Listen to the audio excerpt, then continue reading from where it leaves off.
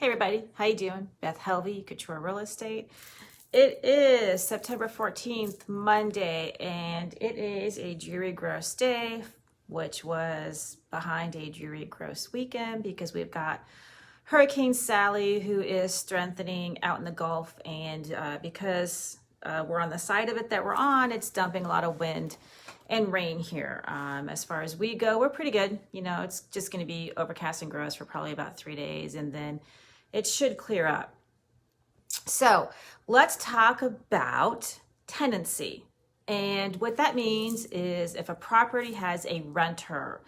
We're getting into season, and let me tell you, showings are picking up dramatically right now, and so are contracts. We have a lot of people, I personally have a lot of people that are calling me and telling me that they're going to be here earlier than typical when they come for season, whether they already own or they're looking to purchase or what have you, and I'm trying to find them properties or help them find properties that they can rent for a month or two. And I have people that I work with who buy properties and use them as rentals. So here's how this works. If you're purchasing a property and there is a tenant in place, which means there's somebody renting the property, when you occupy it or when you're able to occupy it depends on that tenant's lease agreement. If that tenant has a lease agreement, that means that they are under contract with the current owner. That lease agreement carries over to the new owner. Let's say you're going to close October 31st, just to have a date, and their agreement ends February 28th. They have every right to live in that property until February 28th. And you, as the new owner, you can't change anything. You can't raise their rent. You can't change any of the terms of the contract. That rental agreement that they've got in place, that contract that they have in place, will survive a change of ownership. For some people, this works out great. They're looking to have somebody in place, maybe to hold it. They're not quite ready to move down. They're retiring, they're changing jobs, whatever their life situation is, this actually works out really well for a lot of people. Everything that is in place with that current tenant, which is any deposits, any conditions, now goes to you, okay? So most tenants have a decent deposit. It's typically the first month's rent. That will go to you. If they have pets and there's a pet deposit or there is a monthly pet rental, which I'm seeing more and more lately, that will also go to you. As the new owner, you will also get all of those rental proceeds. You're now a landlord, essentially. If they do have a rental company in place, you can work with that rental company and things will transfer actually pretty smoothly. So that's how that works. Now, let's say that the tenant that's currently in place is month to month. When I am working with landlords who have a tenant in place, when they are in place for a long time, they tend to switch to month. That essentially means that they don't have a contract. So you buy the property, you close the end of October, you now can remove the tenant. You have to give them notice, and it's typically 2 weeks to 30 days. Most people do 30 days, but you can now give them notice. You cannot give them notice until you own the property. Now, you can work it out with the seller that the seller gives them notice. Sometimes that can be worked out, and oftentimes the seller will. Oftentimes the seller is letting the tenant know that there is a sale going on. And of course, the tenant will figure it out when people view the property and then when the inspectors come in and that sort of thing. And they're probably going to start working on their new plan, okay? But open communication is really the best way to handle this. Now, you're a tenant. How does this look for you? It's easy. It's the same thing as if it's for a seller.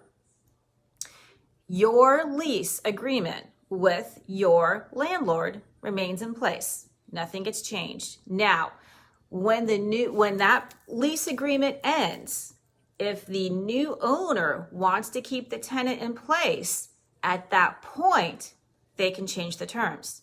They can raise the rent. They can ask for more deposit. They can ask for a longer lease. They can change any of the terms because the entire lease agreement is now up for negotiation. Same thing if you're month to month. If you are a month to month renter, you have a new owner that comes in, that new owner can say, you either sign a lease with me for X amount of time or you leave in 30 days.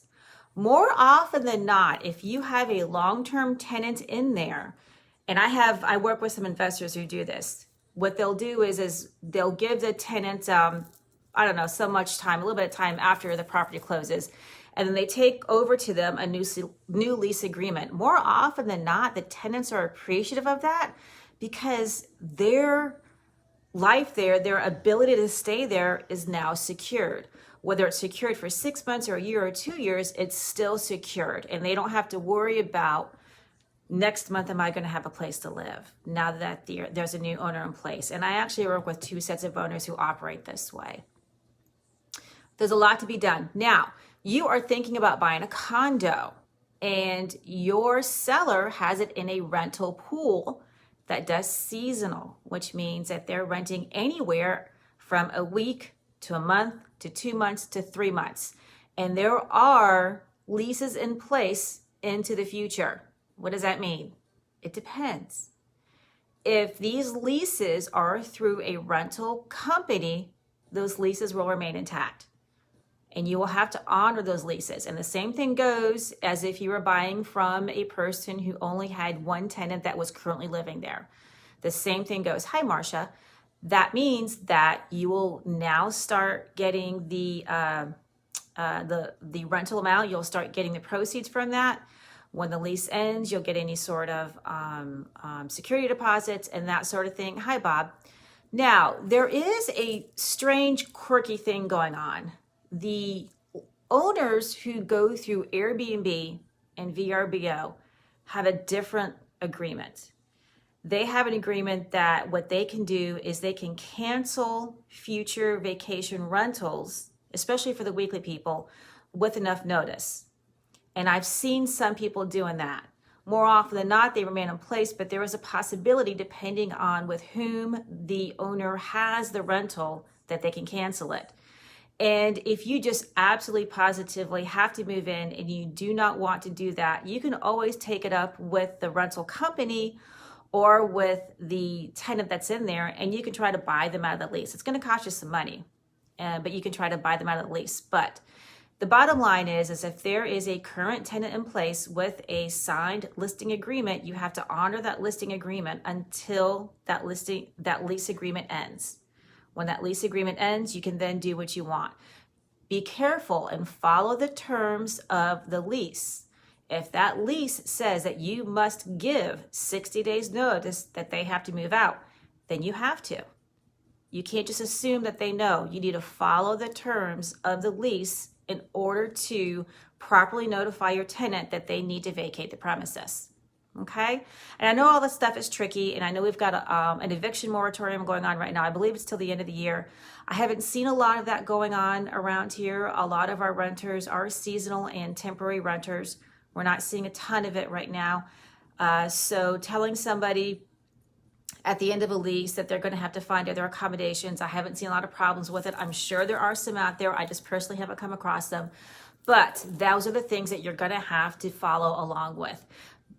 Selling a property with a tenant in it is not difficult. It's been done. Buying a property with a tenant in it isn't difficult. It is done as long as you know how it works, and that's it. Sellers, one other thing. If you have in your lease agreement with your tenant that you can go in and out of the property and you can sell it, then you can do that. Typically speaking, I communicate with a tenant, and oftentimes I show the property myself and I give a lot of notice.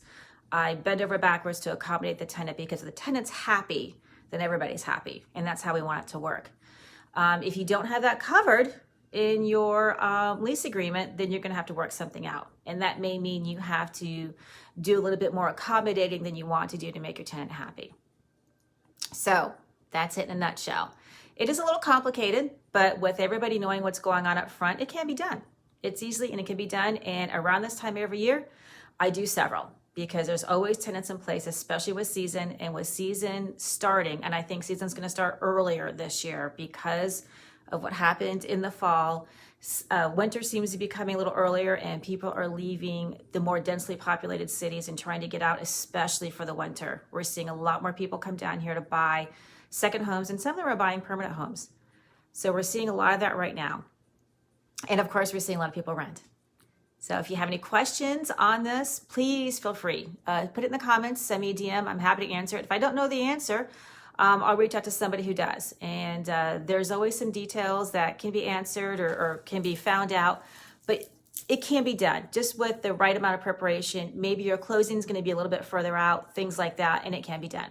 So I hope you all are having a good day. I'd say go out there and get some vitamin D, but I don't think there's any to be had. So probably grab an umbrella. Have a great day. It is still warm out there, so drink plenty of water, and I will see you later. Bye, everybody.